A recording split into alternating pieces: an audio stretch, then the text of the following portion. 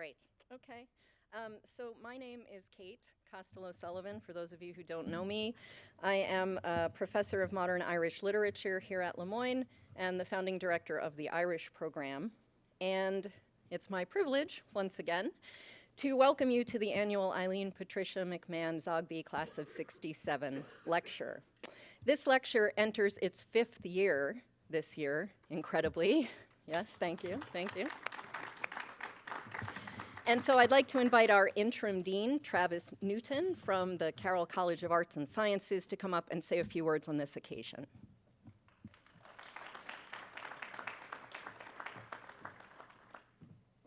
Hello, everyone. Great crowd. Good to see you all. You're looking fantastic.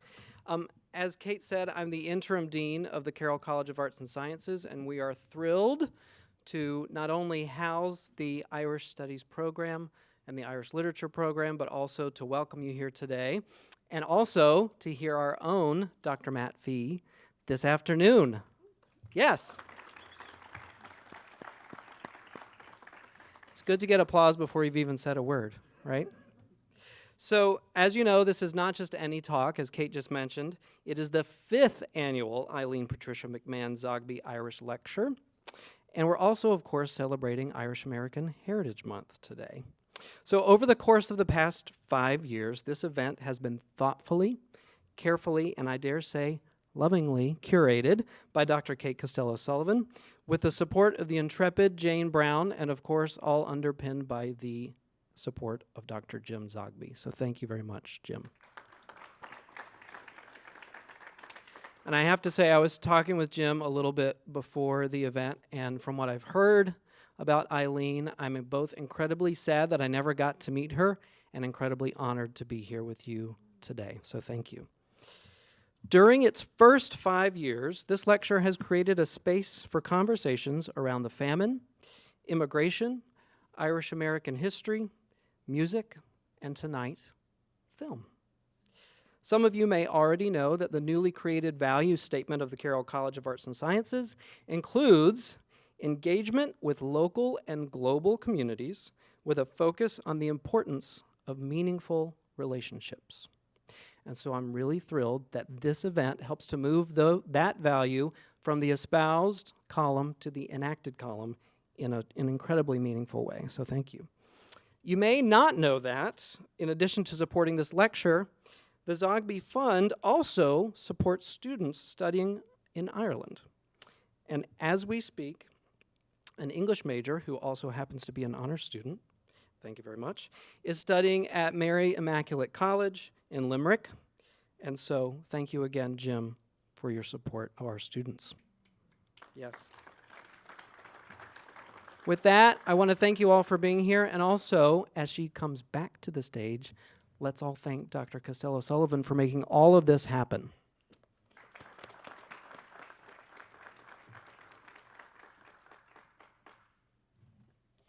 Thanks, Travis, and thanks as always for your support of the Irish program. As many of you know, and as we've already touched on, this lecture serves as a celebration of an alumna, Eileen Patricia McMahon Zogby, class of 1967. Eileen was a passionate supporter of social justice and an Irish American dedicated to understanding and gaining knowledge and spreading knowledge about Ireland, its history, and its culture. Before I introduce our speaker today, I would, as always, like to ask Dr. Zogby to come up and say a few words to us about Eileen.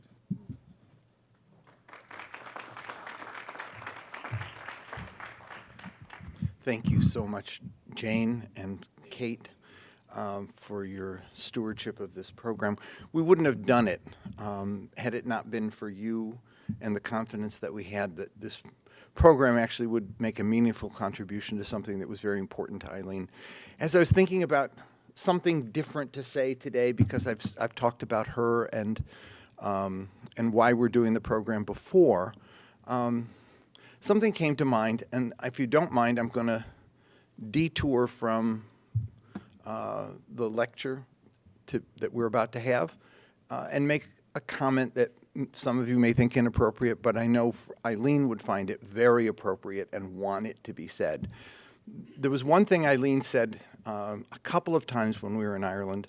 One time when we were at the Museum of the Famine, and another time when we saw an exhibit of the ships that took people over, and a third time when we saw a play at the Abbey on the famine. She said, why didn't they teach us this in school? Why didn't we know this? She'd said that same thing 2 other times. One was when she read Bury My Heart at Wounded Knee, and the other time when she read A History of the Palestinians, which she saw that what happened to Native Americans and Palestinians being so similar. They were both dispossessed. They were both victims of broken treaties. They were both dispersed from their original homelands. And she said, why didn't they teach us this? Why didn't we know this? We were educated, well educated, but we never learned this.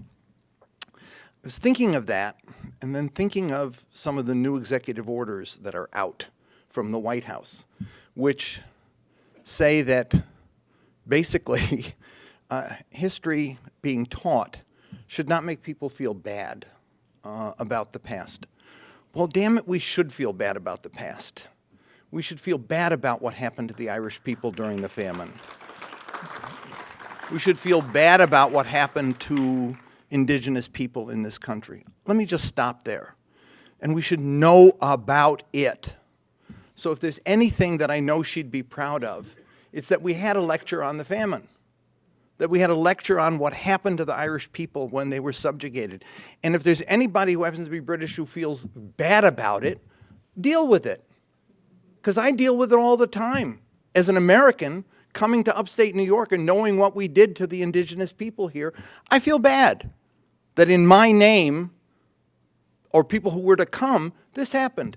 Does it mean the sin is mine? No, but it means that I have a certain demand of justice that requires that I address that, the past. The past is not to be forgotten. The past is to be, we're to be forgiven for the past. And to be forgiven, we have to take action to change things. So doing this lecture because I want people to know what happened to the Irish people. I want them to know that these people were victims of a nightmare. I didn't know about our history, Lebanon. Our people came World War I. It was World War I. They came. Didn't realize that there was a famine imposed on Mount Lebanon during World War I. And half the population, half the Maronite Catholic population of Mount Lebanon died of starvation. Our parents were lucky because they got out. They were able to go to the Bekaa Valley and then later to come to America. I should have known that. We should have studied that. There's so much that we should know. So thank you so much, Kate, and Jane and Jim and the rest of you for sponsoring this, because at least Irish history will be known, and it should be known. And it's not all St. Patrick's Day and shamrocks. It's the story of a people who've suffered, and actually not only suffered, but there's in the Lord Mayor of London's home, there's a plaque thanking the Choctaw Indians. I have some very good friends who are Choctaw from Oklahoma. I took a picture of that and sent it to them and said, this is what one suffering victim people do to another. The Choctaw Indians sent money to the Irish during the famine. I mean, that's important to know, that kind of identity of suffering. So thank you. And I wouldn't have known it had I not been to Ireland, so I'm glad we have a student there who will learn and come back and maybe be able to help others know more, and that we have this lecture for those of you who don't get to go to Ireland, but get to learn about it from people who come and speak to us. Thank you.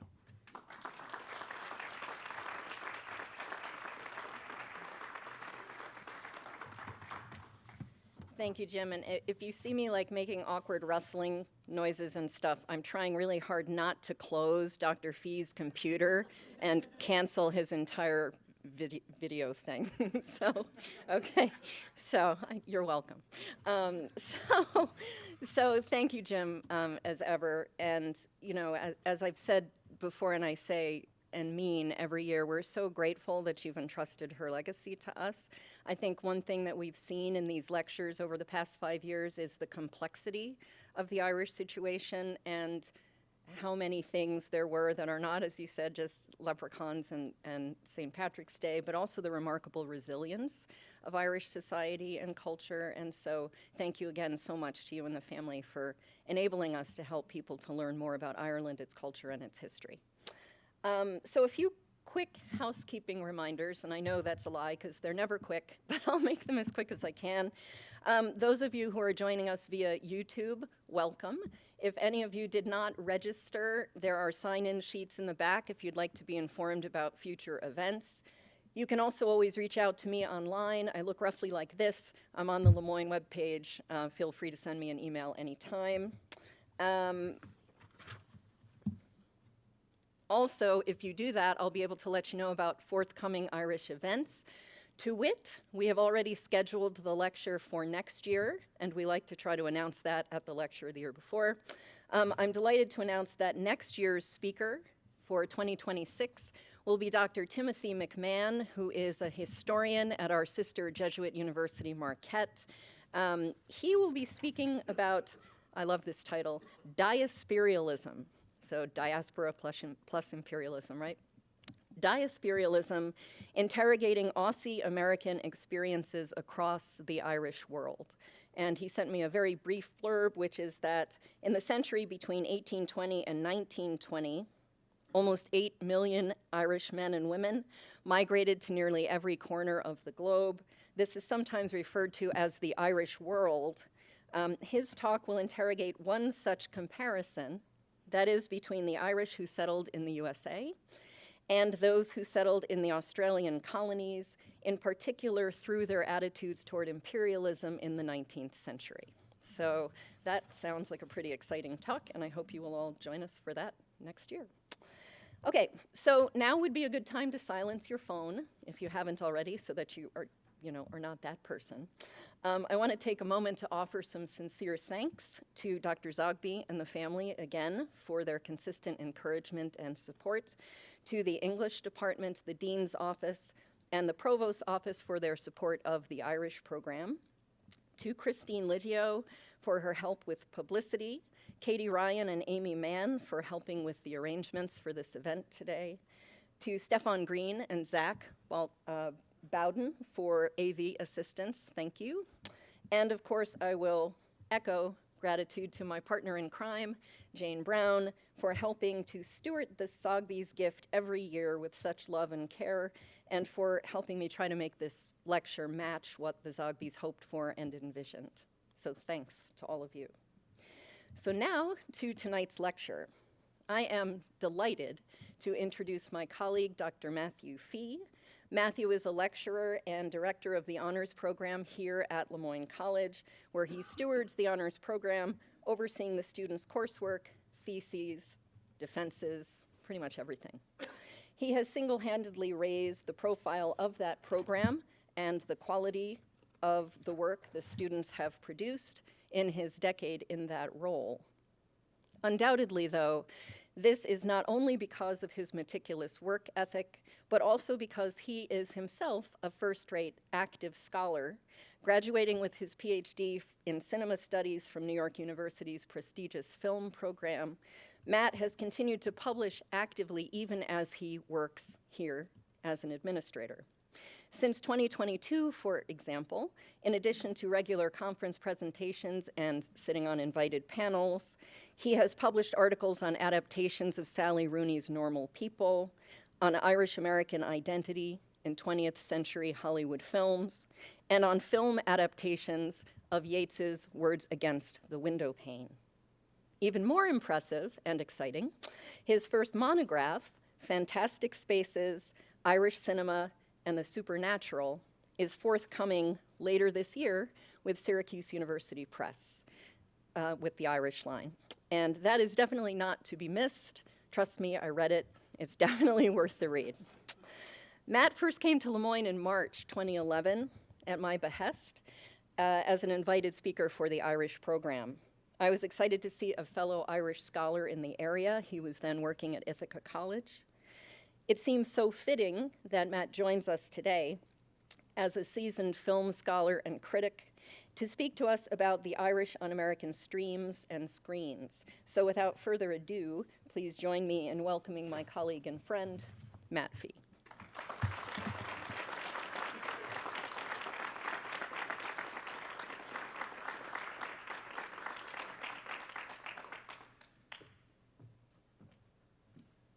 Gosh, it's really, truly amazing, wonderful to be here. I'm just going to move papers around and try not to disconnect myself. Thank you all for being here today. Provost Hannon, Interim Dean Newton, fellow faculty and colleagues and friends, alumni, students here and online. It's wonderful to see you and to connect with you all. And particular thanks, of course, to those who've made this day possible, Kate Costello-Sullivan and Jane Brown. All of this, though, would not be possible in any way were it not for the Zogby and McMahon families, for the generosity of the Zogby Fund. I've had the absolute privilege of being in the audience, both physically and virtually, at these talks for the past 4 years. And indeed, it is a genuine honor to now have my work recognized as part of this series, as its 5th lecture. Dr. Zogby, each year I leave this lecture filled not simply with new ideas and fascinating insights into Ireland, but even more so with a greater and more grateful appreciation for your exceptional generosity, your inspiring vision, and truly an appreciation for Eileen, in whose honor you established this gift, and I use that word in all those senses. An appreciation for who Eileen was and what she means to you and your family, for what she profoundly understood as important and vital, not just to Irish studies, but to the dual mission of inquiry and of service of a Jesuit academic institution. With a tribute such as this, we all, not just those of us in Irish studies, are thus fortunate to benefit from her commitment, from her compassion, from her curiosity, from all of those. And from hearing you speak of her so beautifully, all of those are part of her very spirit. And so on behalf of those here today, and on behalf of Lemoyne, may I offer you my most heartfelt thanks to you, your family, and to Eileen. So thank you.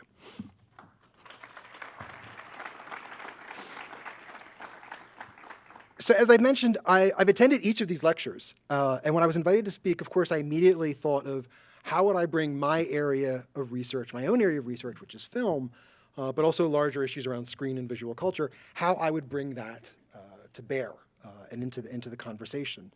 But also, to be honest, as the 5th speaker, and thinking about how much, how we mark time in stages, there's a certain sense of significance to being the 5th, in terms of marking it that way. So what I did was I reflected on the past talks, and I was immediately struck by the shared importance of stories to all of these lectures. Stories of migration and democracy, stories of famine and the coffin ships, stories of longing in song. And for me today, the stories that we tell in film and television of what it means to be Irish. Stories. Thinking about that as the lens for today, I instantly recall how you shared that when Eileen first visited Ireland, she was so deeply inspired by the need to share stories, particularly the stories that don't get told. And therefore today, I'm planning for us to talk about stories of, by, and for the Irish and Ireland, specifically stories on Irish screens and streams. I'll likely speak for about 30-ish minutes, and of course I have clips, about 10 minutes of clips. And in terms of locating my talk today, I would say it sort of draws on a number of the essays I've done in terms of some projects that I'm working on, the book that I have coming out.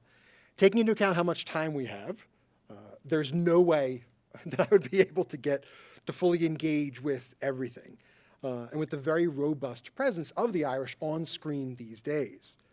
So what I'm going to do is I'm going to focus on particular examples: Normal People, Say Nothing, Bodkin, and Bad Sisters.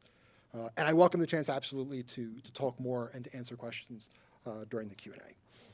So there we go. All right, so FYI, I've been studying Irish film now for about, almost 30 years. And in case if you're wondering how do you get to start studying Irish film, the simple answer is that you take a class with Luke Gibbons at NYU.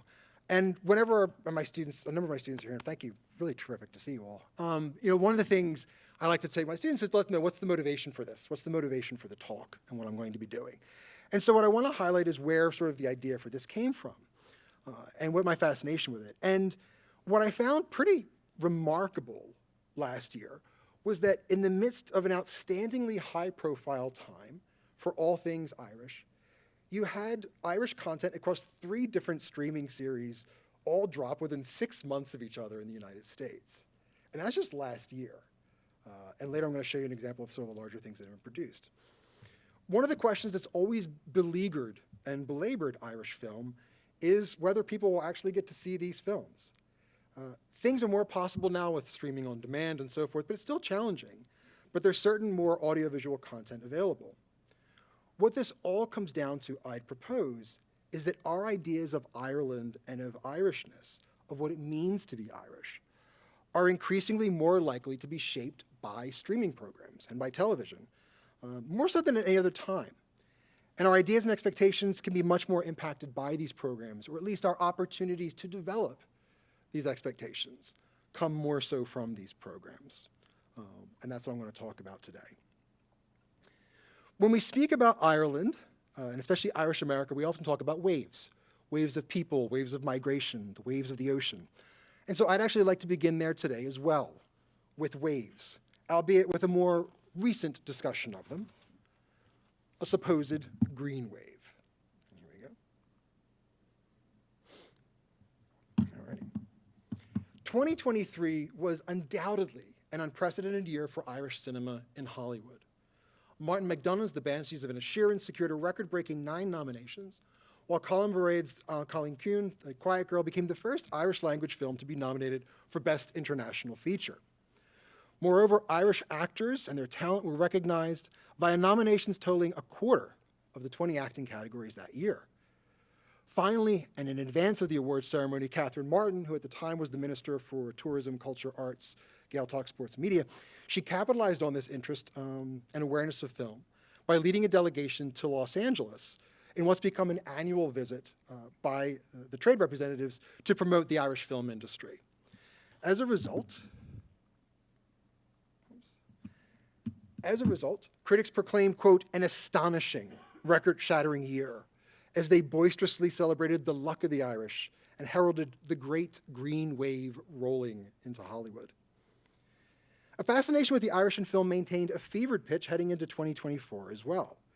In the lead-up to Cillian Murphy's winning the Best Actor Oscar for Christopher Nolan's Oppenheimer, with robust attention portrayed to Murphy, as well as fellow actors Saoirse Ronan, Paul Mescal, Andrew Scott, Barry Keoghan, along with newer talents such as Eve Hewson and Daryl McCormick, ensuring that this green wave didn't have time to ebb. And ebb it surely did not. With flows extending beyond cinema and actors into literature, brought to the fore by the Booker Prize winners and nominees, an adaptation of Claire Keegan's novella, the release of a new novel by Sally Rooney, in sport, through Ireland's record-breaking performance at the 2024 Summer Olympics, not to mention in music via Hozier and Kneecap, and of particular interest for today, through television programs, mentions such as Derry Girls, Normal People, Say Nothing, and Bad Sisters, with these pieces from the Irish Times and from Vulture cataloging all of them. Believe it or not, the wave continues in 2025, which is actually a few weeks back, via a recent piece in The Guardian on Irish fashion. Although taking all of these vibrant areas into account, last month's Boston Globe may have finally laid the wave to rest, christening it as a renaissance instead. Of all these possibilities, today I want to focus on streaming television. And indeed, while I'm highlighting here a few examples from the pieces I've mentioned, the particular quote from Vulture is what I'm interested in. And I quote, Vulture says, and they wonder, when was the moment Ireland became cool? Was it December 2018 when Derry Girls hit Netflix, introducing a global audience to Northern Ireland's 90s pop culture ephemera? Or was it a few months later, when Sally Rooney's Normal People arrived in the US, occasioning multiple glowing New York Times reviews, and spurring the first wave of trend pieces about, quote, the cult of Sally Rooney? As I'll discuss shortly, I'd actually offer that it was a combination of the two. Notably, the streaming of the television adaptation of Rooney's Normal People just 2 years later. And while I don't know if I'd necessarily claim that made Ireland cool, regardless, it marked a historic moment in the history of representing the Irish and Irish America on screens, in this instance with the program dropping in Hulu of April 2020. Before we can discuss that, we also need to consider Irish film.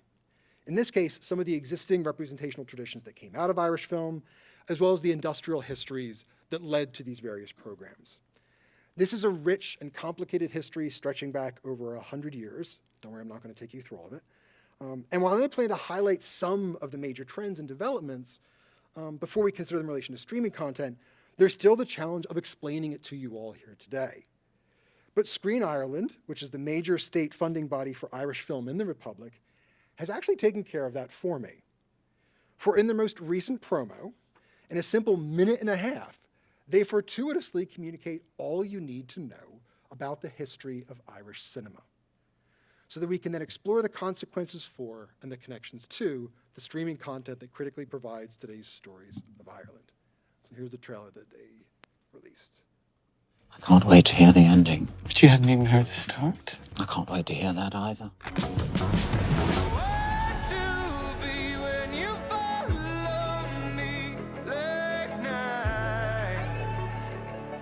You just don't have the requisite Celtic soul, man. Yes, I do. Well, you better start getting used to the idea. You've heard of intergenerational trauma, right?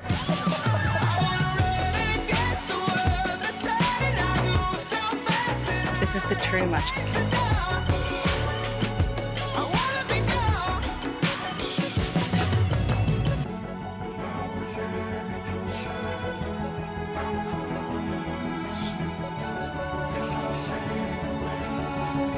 There's a lot to us.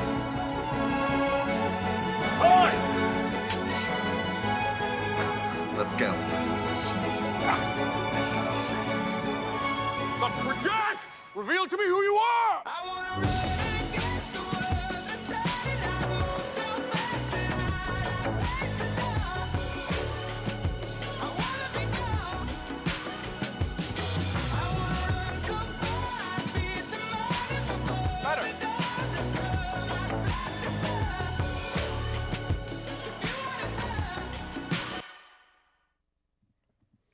In many ways, the trailer's content is somewhat straightforward and predictable. An audiovisual rendering of the organization's remit. It incorporates film, television, animation. It makes nods towards skill development as well as location scouting. And this is all depicted primarily through highlights of this from the supposed green wave, although they just characterize it as a new wave instead. Underscored by a song from Hozier, it unequivocally and repeatedly foregrounds a theme that has likewise been central to prior promotional videos from Screen Ireland. And that is the framing and the promoting of Ireland's screen industries through the lens of stories and storytelling. Unsurprisingly, it includes numerous moments from the Banshees of Inisherin and The Quiet Girl, and features the actors most frequently cast in the varied accounts of Ireland's most recent cultural renaissance. Upon closer inspection, though, and I would add actually quite thrillingly, this promotional video also elegantly summarizes and summons the developments in as well as the debates around Irish cinema, screening not merely the characteristics, but moreover the questions to consider regarding Irish screen cultures of the 20th and 21st centuries. These points of interest I'd ask you to keep in mind. There are connections, echoes, resonances, in terms of what we're going to be talking about in just a bit. If you'll allow me to elaborate, there's a lot going on in that 90 seconds, so I just want to highlight a few points for you, if you don't mind. After a brief prologue of Stephen Ray and Cillian Murphy from Neil Jordan's Breakfast on Pluto sets the stage, the video opens by invoking, and I would add quite critically acknowledging, Ireland's screen legacy. So what about this legacy? There have been Irish films from the earliest days of cinema. And a significant note, given our present focus on American screens, US audiences have been familiar with the Irish in film since the earliest days of film, with many films were made particularly for the Irish immigrant audiences as a way to connect them with home. Representational traditions that were established during the silent era continued throughout the studio over the 30s and 40s and 50s, There were inheritances with remarkable consistency over the subsequent decades, even into the latter 20th century, and these green waves or new waves, whatever you want to call them. While the Irish in film remained a presence in American and also British films throughout the 20th century, it's actually not really until the 1970s that Ireland itself, 1970s, especially the 1980s, that Ireland itself worked to develop its own film industry. With the establishment of the Irish Film Board in 1981, heralding the first efforts on the part of the Irish government to develop a national film industry. However, the abrupt closure of the board in 1987, just 6 years later, not to mention the government's earlier hesitation to even consider cinema and art. Film was not eligible for arts funding in Ireland until 1973, when they updated one of the Arts Acts. This, I would argue, tellingly expresses Ireland's somewhat ambivalent relationship towards the medium of film at the time, especially during the Republic's era of 1980s austerity. When the board was shut down in 1987, though, the government replaced these funding by introducing a series of tax incentives that were designed to assist in terms of take its place and stimulate production. In most instances, though, it was other industries, namely the United States and Britain, that actually used and availed themselves of these tax benefits. That said, although not making use of Irish funding per se, this era actually of the late 80s and early 90s actually witnesses some of the most high-profile Irish films up to that time in the films of Jim Sheridan and Neil Jordan. In fact, it was in great part the increased visibility of award-winning, Irish-themed, albeit not Irish-funded cinema, such as Neil Jordan's The Crying Game, that led to the reestablishment of the Film Board in 1993. And then when the board was reestablished in 1993, they kept the tax incentives, they kept the state, and that's sort of the funding that's been since then. The biggest change was in 2018, when the Film Board became Screen Ireland, to recognize the fact that it's not just film, it's also funding animation now, and it's also funding TV. So that's why you'll hear me referring to Screen Ireland, but that's what used to be the Film Board. Two key films from the start of this trailer illustrate the legacy. There's Jim Sheridan's My Left Foot from 1989, one of the films that were made in that interregnum period between the two film boards. It's a film that actually got 5 Academy Award nominations, one for Best Actor and Best Supporting Actress. It received, I would argue, critical and popular attention that's comparable to what Banshees of Inisherin would get 35 years later. And second, there's John Ford's The Quiet Man. Any discussion of Irish film inevitably engages with and confronts The Quiet Man. The tale of Irish-American Sean Thornton's return to his Irish roots and wee humble cottage in Innisfree it offers many of the dominant tropes that we've come to associate with the Irish, not simply in film and television, but also across a whole bunch of different cultural artifacts. Migration journeys, depictions of the rural, vast green vistas, and the fauna that comes with it. A focus on the past and tradition and the expense of modernity and the modern. Garrulous locals full of tales and full of libations, prone to folklore and fighting, and women of fiery red hair and temperament. But what I find really interesting about the trailer is it's not just any clip from The Quiet Man that it uses. It uses a particular clip.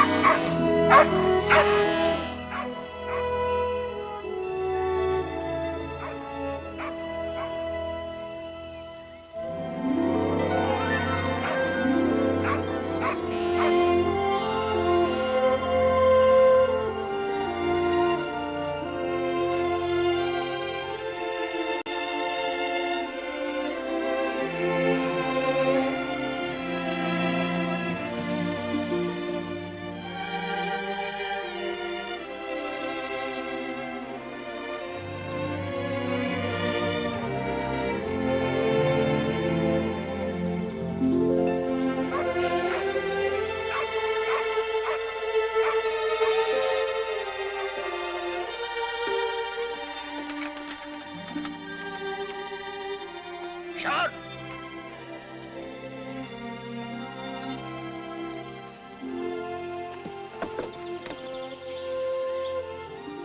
Hey, is that real? She couldn't be. Ah, nonsense, man. It's only a mirage brought on by your terrible thirst. Come up, Napoleon.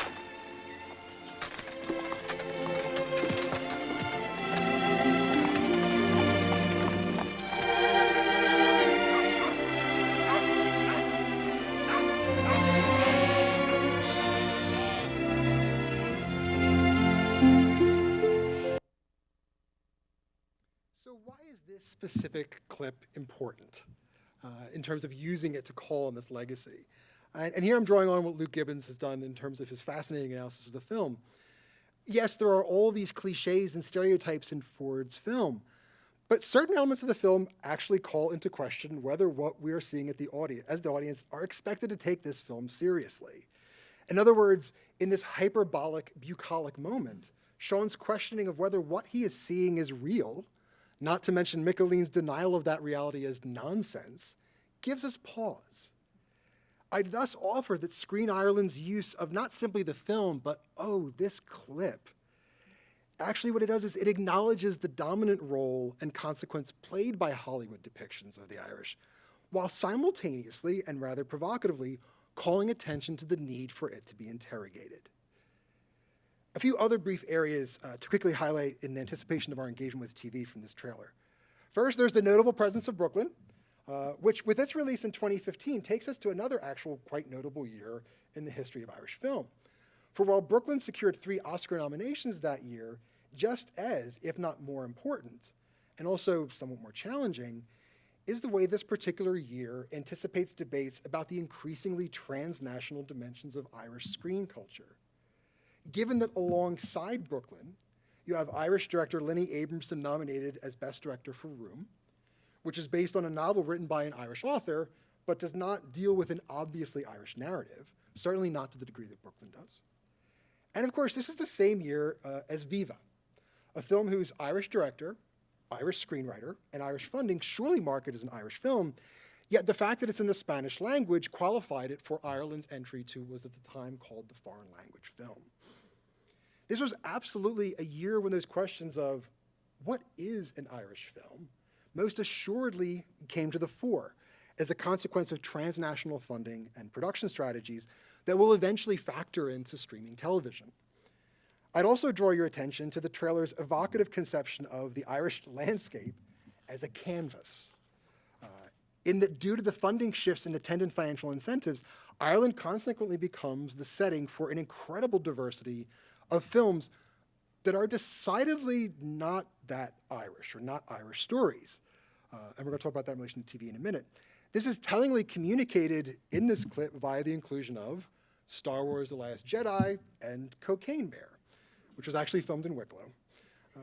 An exceptionally wide range, rather understatedly accounted for via the declaration, bringing story makers to Ireland. And finally, while live-action feature films dominate this trailer, the presence of animation, not to mention TV, reminds us of the more expansive remit behind the 2018 renaming of the Film Board as Screen Ireland. As we shift to television and streaming content, a few general points. First of all, in no way am I saying that these examples are the only television images that we've had of the Irish and or Irish Americans on American screens. Indeed, one need only recall 2 earlier, very popular imports of British-produced Irish stories on US television screens, Father Ted and Ballykiss Angel. And then the US itself was in the midst of this period of the growth of quality, prestige, Jason Mattel says, complex TV, especially through your basic pay and cable channels. This is your Sopranos, your Wire, your Mad Men, your Breaking Bad. Ireland's tax incentives actually, and the studio space, provided a key canvas for many of these works. And they came to support a number of these series, most notably The Tudors and Penny Dreadful on Showtime, The Vikings for the History Channel, and Game of Thrones. Caveat, Game of Thrones, I know, is shot in Northern Ireland, but all the post-production was done actually in the Republic. So you have these series that are also being produced as a result of that. But if you're interested in more contemporary programs, and ones that don't just use Ireland as a backdrop, there is actually a lot of TV out there for you now.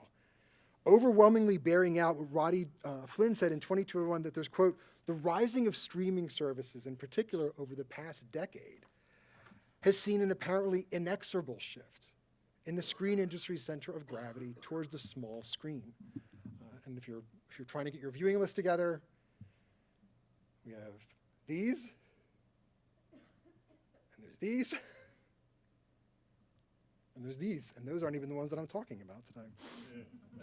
And these works circulate as part of a media ecology that's been succinctly summarized by Helms, Pearson, and Hills, quote, a tide, another nautical metaphor, a tide of high-quality transnational television drama sweeping the world. So as I said, there's 4 works that I want to draw your attention to today. 2 rather briefly, and 2 in a little more detail. With the time we have, and given how much there is to consider with just one of these, let alone 4, this is going to be general. But what I'm hoping to do is just to give you some points to consider as you think about these or engage with these later.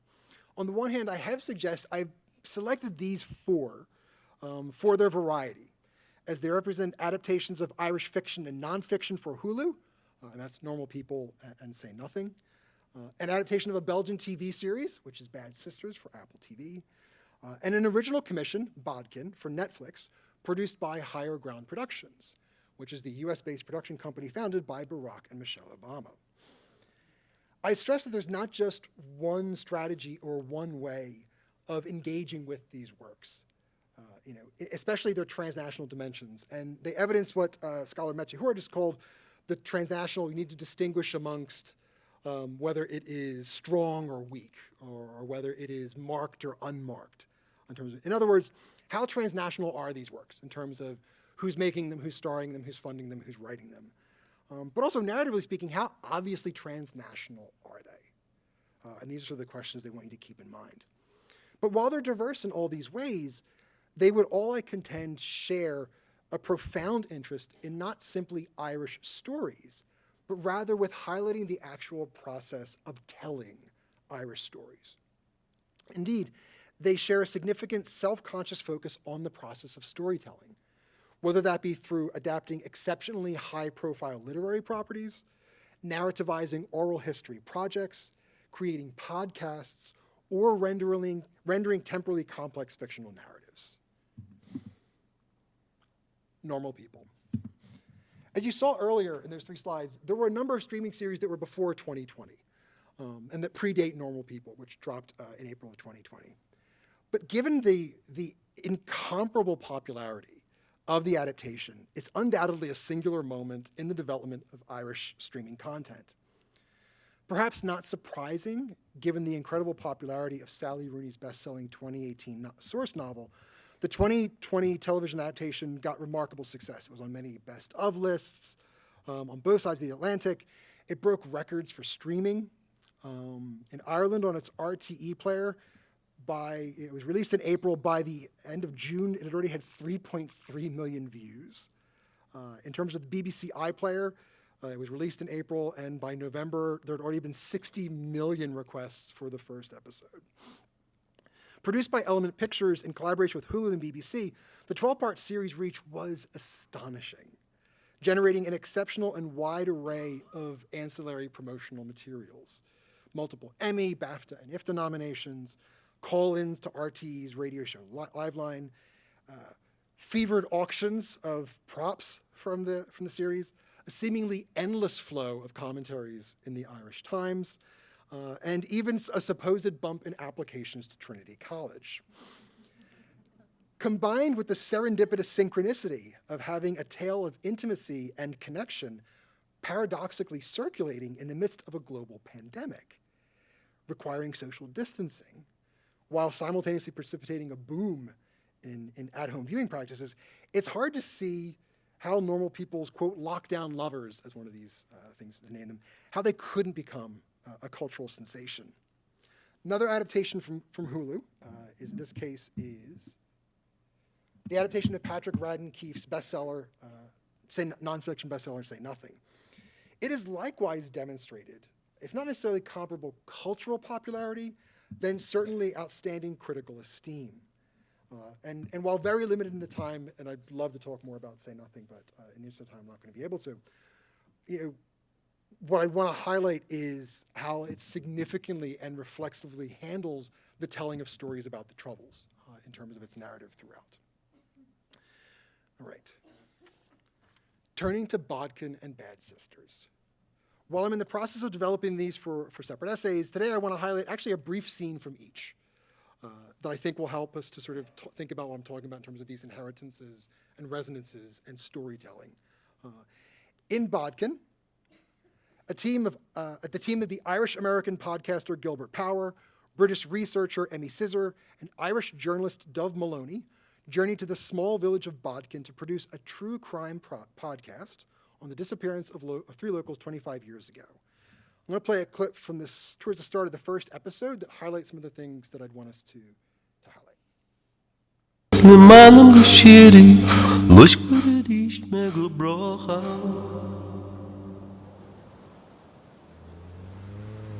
I'm just so excited to be here. Look at this green. It's so green. I love it. It's like exactly the green I imagine, you know? So I've prepared a quick itinerary. We'll drop our bags at the guest house, then go up to Alva's Hollow where the Samhain Festival was held, and then I found a nice pub for dinner. Samhain. Excuse me? Samhain. It's pronounced Samhain. Oh, sorry. Samhain. So you lads here for the festival next week? No, but yes, we're here to investigate the Samhain mystery. That whole thing? Jesus, I wasn't even born when that happened. Oh, but it's so fascinating. I mean, a small town mystery, unsolved for 25 years. 3 unconnected people go missing on the Irish Night of the Dead. And now the town is reviving the Samhain Festival, and it's a great story lens for a podcast. Right, yeah. And people will listen to that, do it? Oh, people love true crime. They love small towns, and they love Ireland. It's a 4-quadrant story. And in the podcast, will you mention me? Yeah, maybe, if you're part of the story. Savage. And where are you from then? London. No. I mean, where are you from originally? You sound like a Dubliner. Are you Dub? Sure.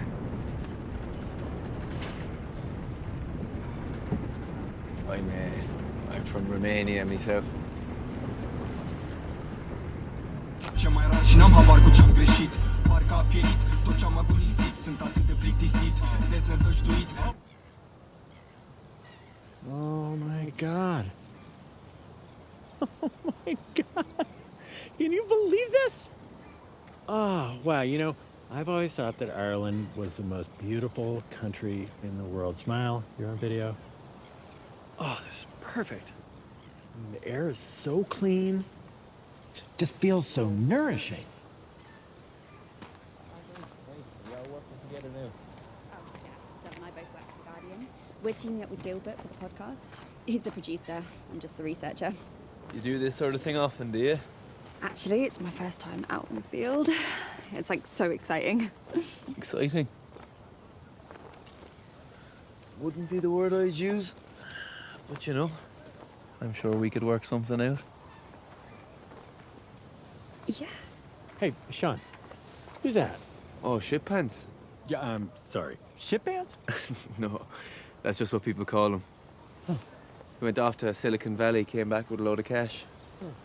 That's his server farm there. A server farm? Yeah. Ireland's the tech capital of Europe, you know?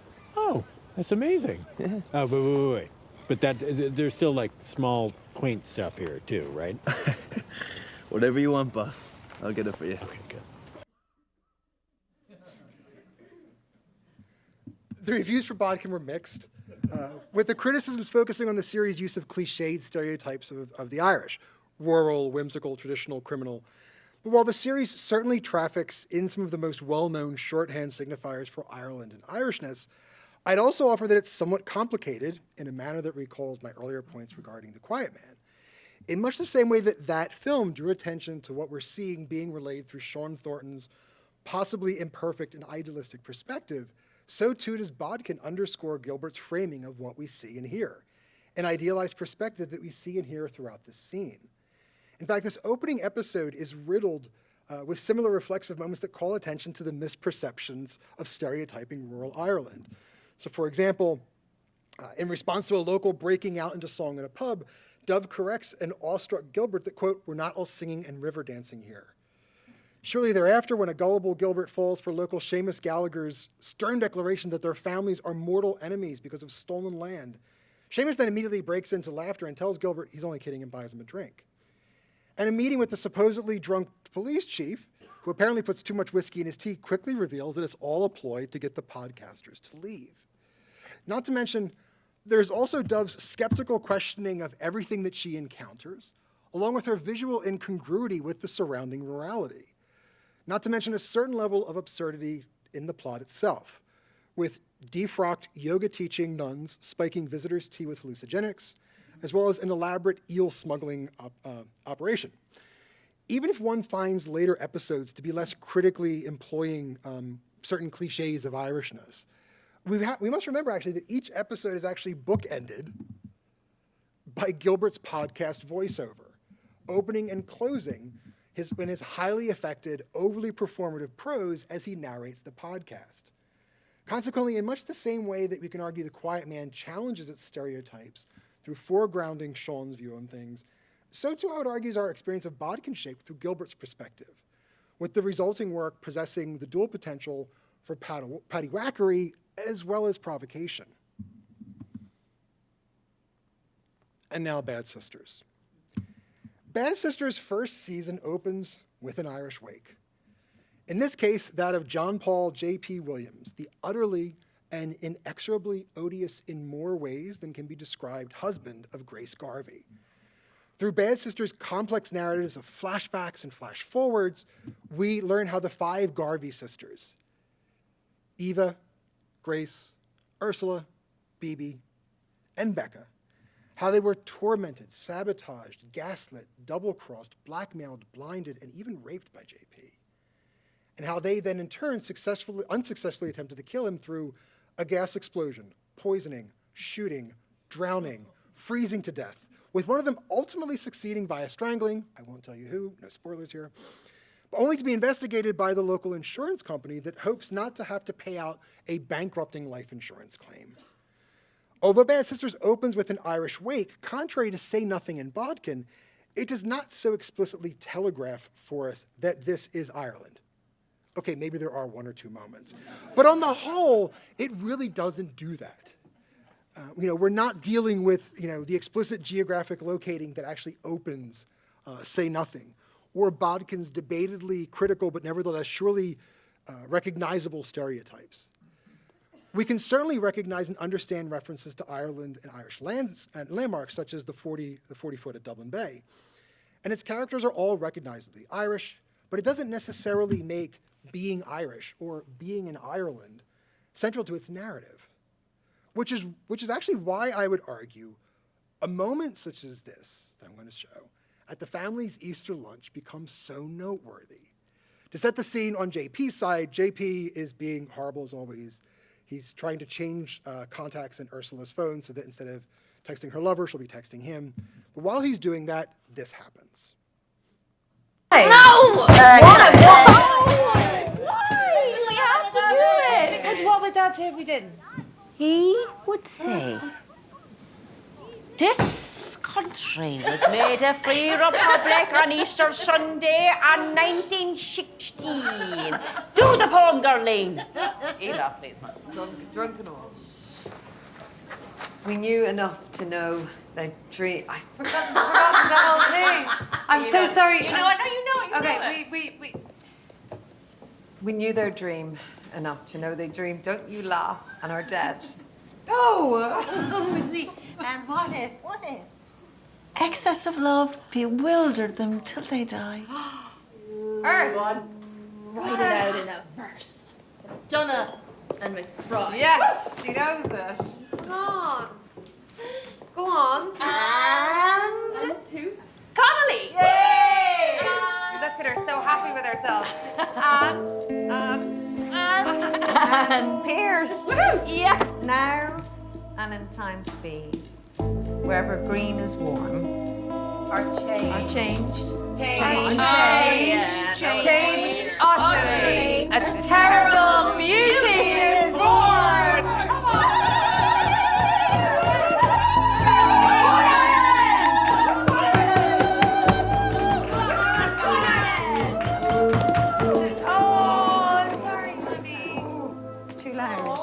like I've been training my head. It's like a train in your head. I'm sorry. Sorry, Michael.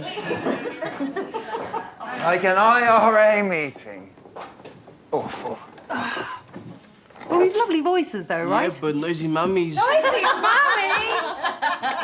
Drinky mummies. Not all mummies. Is there any more meat, honey? Okay, so take those. While the Garvey sisters' exuberance in this scene is absolutely contagious, and I add for myself actually quite moving, as they replay a family tradition of reciting a passage from Yeats's Easter 1916, I offer this moment to appreciate the dynamism that results from the negotiation of the national within these transnational streaming services and series, and not simply as a part of. In other words, this isn't about watching these series simply to identify the Irish bits, but rather to value such moments within the context of the entire work. Indeed, this moment of Irish-inflected shared sisterly resistance occurs at arguably the most popular setting in the series. Oops, that's my water bottle.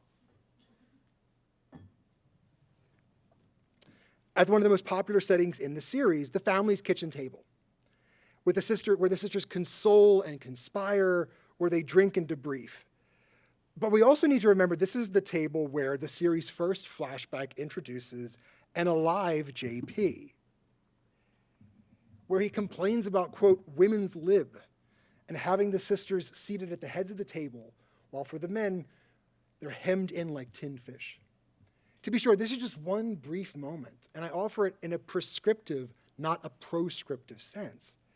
But this shared setting provides us with an occasion to locate the series' more universal themes, gender, the domestic, haunting, with local inflections. And yes, with gender and domestic and hauntings in Ireland, don't even get me started on the series' Gothic inflections of Bad Sisters' engagement with the ever so popular transnational genre of the crime drama. All of these streaming series, to some degree, have inherited not simply the funding strategies that attended the development of Irish film in the 20th and 21st century, but moreover, they've also inherited the questions and debates that have pursued Irish cinema for so long. What makes it Irish?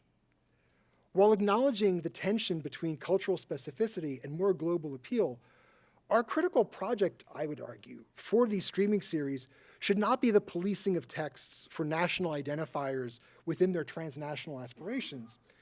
That's going to put us back where we were for decades with Irish film. But rather, as I hope to clarify by offering some examples from Bodkin and Bad Sisters, what we should ask is how do they uniquely function within these series? Now for my final example. Let's move outside the series themselves. Let's bring in the Dairy Girls, as well as a Bad Sister. While Bad Sisters itself may not be as strongly marked as Irish as the other series, such was actually not the case for the promotional materials. If you doubt that these streaming TV series are important to Ireland, I would direct your attention to Discover Ireland and its tourism campaign, particularly how they've been producing short videos on the different series and showing all the locations and so forth. And I want to share with you one of the videos they did, relying on some friends of ours to answer what fills your heart. To me, Irish people are the funniest in the world. They just are. Oh, this looks amazing. I just love anything that comes with its own home. Everyone's a comedian. Anything else? Some queens. What do you think I am? A juggler? Stunning. Aspirational. Would you look at the brushstrokes on that? I think the reason I see comedy in everything is because I was surrounded by it growing up. That's good. You wouldn't know we're 105. Between us. Do you know what? There's only one word for that. Absolutely cracker. Hi, how are you? In Ireland, one of the greatest compliments you can give someone is to describe them as a character. If you find any pearls, give them to me, okay? I'm coming. You couldn't run the leg for yourself. Because as every writer knows, it's the characters you remember long after you've forgotten the story. Fill your heart with Ireland. Discover more at Ireland.com. What I find most poignant about Horgan's contributions to this campaign are how her contribution and her commentary references two of the primary areas of critical attention in analyses of complex prestige quality TV, genre, in this case comedy, and also character. But yet what she does in this promotion is she actually nationalizes them in the context of, brands them as being Irish elements, sort of taking the transnationalism of the TV series and taking it both ways. So many things to consider and so many things to pursue, and yet by way of conclusion, I'm going to share some coming attractions for you all. There's no word yet on when or where they'll be reaching us, but I would actually ask you to situate these in relation to some things I talked about. First, and recalling the critical and popular successes of Normal People and Say Nothing, in the works right now are adaptations of two exceptionally high-profile Irish novels, Louise Kennedy's Trespasses and Paul Mary's The Bee Sting. And the interviews with Mary are amazing because he talks about, the only way to adapt Irish literature these days, he's like, is you have to do a streaming series. That film's not the way that you adapt them anymore. And then also keeping in mind Bodkin's self-conscious storytelling, there's Small Town, Big Story, in which a TV producer returns to her hometown of Ireland for her first big Hollywood production to, quote, tell the story of her people to the world. And now that we've returned to stories, I think it's a good time to honor Stephen Ray's opening words and let you all hear the ending of my story. Thank you.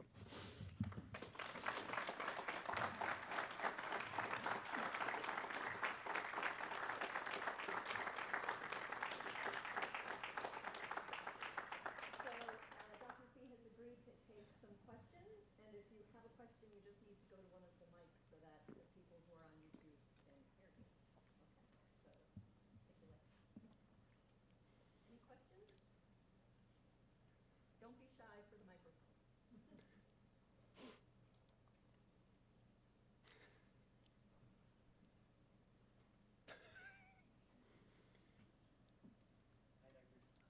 Hi, Luciano.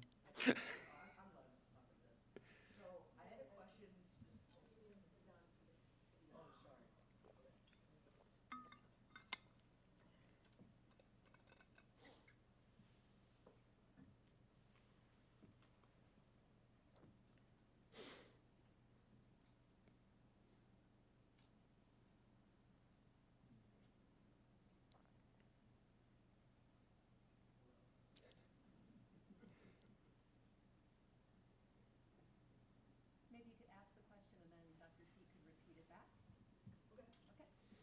My question pertains to specifically your our honors English class. And our first film we ever got introduced to was Brooklyn and The Crying Game and Butcher Boy. And I wanted to ask about how those book to film adaptations kind of added to a lot of the things that we talked about in class about that identity, gender, and a lot of the different topics, and how these modern films are kind of doing that as well, but kind of taking it to more of a modern sense. Does that make sense?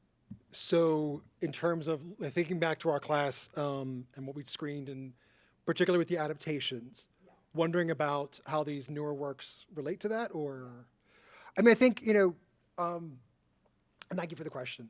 I think they're absolutely a part of it. I mean, I think what I find really interesting about Irish screen cultures these days is that there are so many different strands right now and so many different opportunities. And I think that's something which, for the longest time, there sort of was this channel that to do Irish film or Irish media, you had to do particular things. And I think that one of the things I find interesting about that history is that there were a variety of programs that were done. And I think adaptations are actually really interesting because it's one of the ways that in the earlier days in terms of Irish film, adaptations of theater or literature was seen as a way of staying Irish.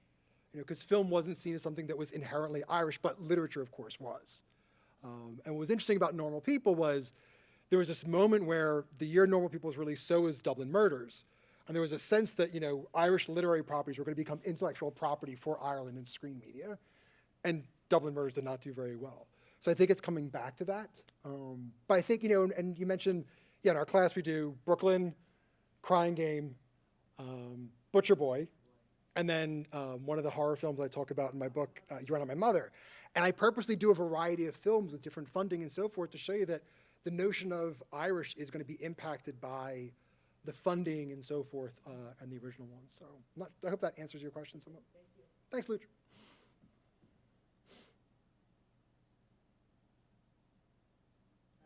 Yes. To what extent are these films studied in an academic setting, high school or university? Great. So, in terms of the films I was looking at earlier or so forth, like, not much.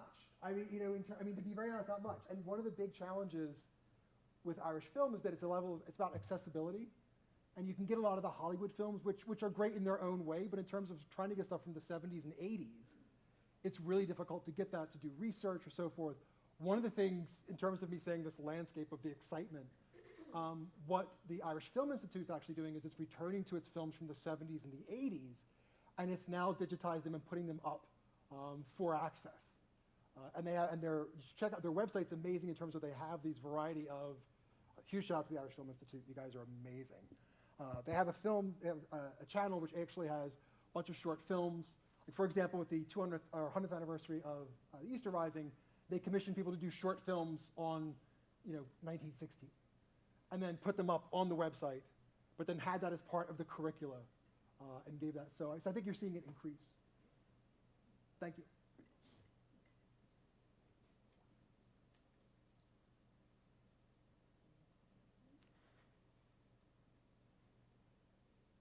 Irene? Thank you for your talk. That was very interesting. And I don't know most of those shows, so it was really eye-opening. I guess my question has to do with like, who are these films made for? You didn't talk about. I mean, I know that I guess these are very popular in the United States, and Oscars is like an American award, I think. But are they as popular in Ireland? Do you think they're made for American, Irish Americans to consume, or are they for the Irish people who are seeing themselves as like? Thanks. I think, question in terms of, who are these works made for? In terms of the funding, like, is it for Irish American audience or for the Irish? Interesting, the series that I was showing before, they were also online and streamed in the UK and in Ireland. The US has an outsized pull on Irish representation. And this is sort of the debate that was always in relation to Irish film was, we want to make these films that maybe deal with more local concerns, but then will anybody watch them? And that was a challenge when Ireland first started making films in the 70s and 80s, because they're like, well, they made these really challenging films for global audiences and no one saw them. But then it was like, well, no, if you make something that actually references either the American films dealing with like rurality and so forth, or the British films dealing with the Troubles and so forth, then they were recognizable. And so what happened was it became this attempt to try to take things and sort of slide the critique in there. But I think the main audiences really are, the US, the UK, and Ireland, sort of that triumvirate. But there are, particularly seeing the film like Viva, which was their entry, in terms of Spanish language, set in Cuba and so forth. They're trying to expand much more in terms of what most of the audiences tend to be for those areas. Thank you. Jennifer.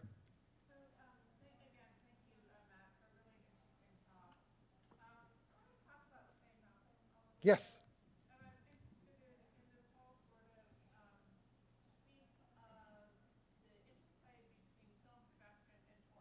Yes.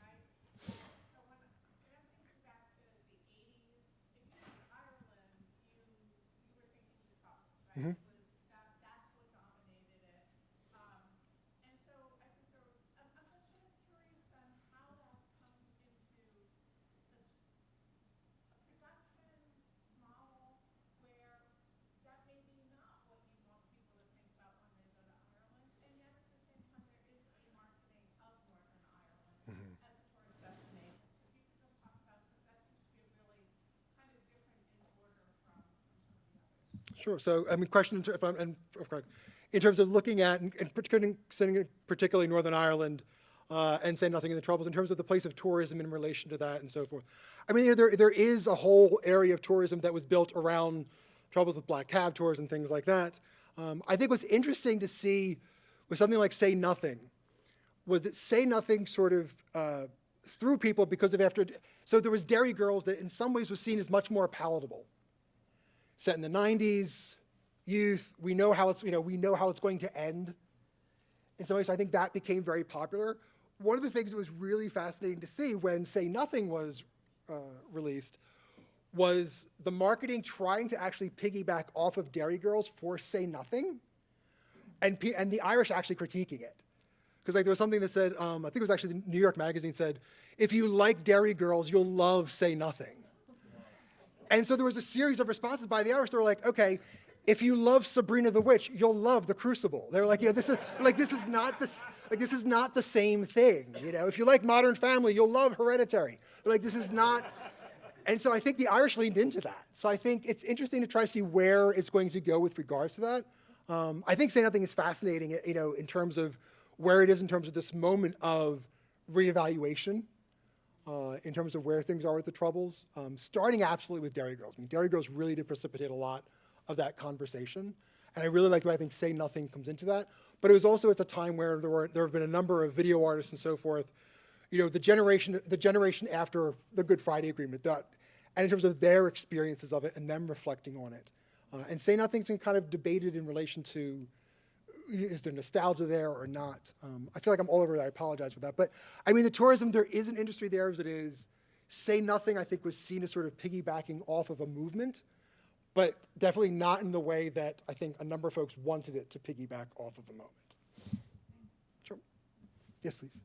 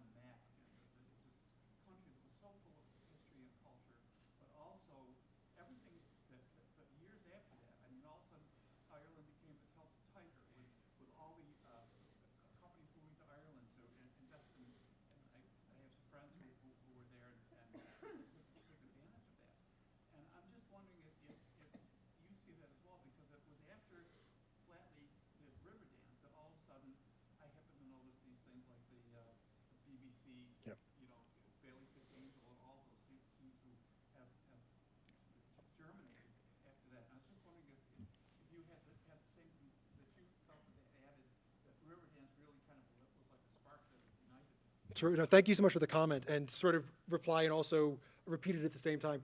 Absolutely. One of the things was interesting in terms of this green wave, this new wave, where a number of people are saying, okay, we've been here before, and it was called the 1990s. And they're like, it's Riverdance, U2, Sinead O'Connor. There were a number of TV series that Diane Negro looks at from the 1990s, Irish American Families. There's a number of things leading up to the PBS programs, and people saying there was this moment. And in fact, I'd mentioned about the Irish Film Board being reestablished, and it was, some people put it in the wake of The Crying Game getting its Oscar for original screenplay, but it was seen as this moment where they're like, okay, there is this incredible burgeoning fascination and interest in Irish popular culture. We can't not have a national film industry. And that also sort of precipitating, so absolutely, in terms of, looking at these waves, and that's what I find interesting. I mean, and, the nature of waves are they go away and they come back.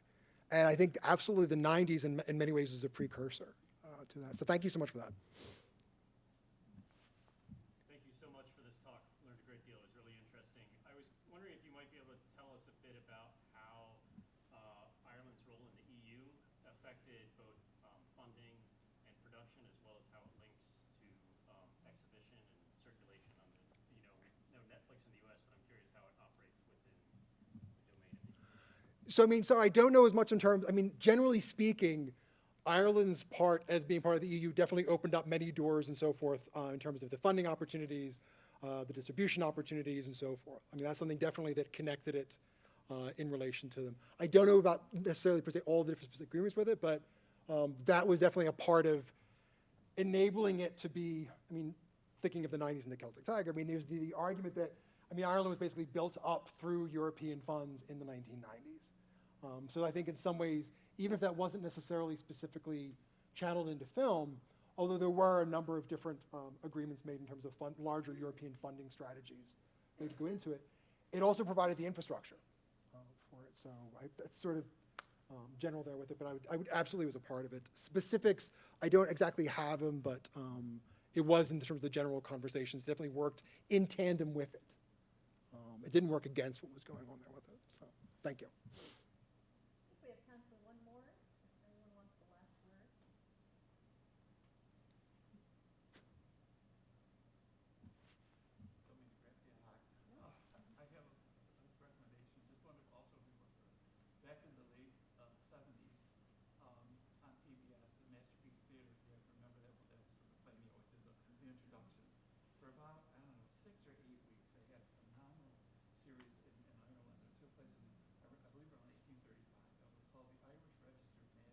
Mhm. And it was a phenomenal series about this British guy who's a judge, and he gets, I guess, stationed in Ireland. And if you ever get a chance to see it, it was a good 6-8 weeks long. I would recommend it. Definitely. Thank you very much. Thank you. All right, so last word goes to Shannon. Everyone, please join me in thanking Thank you.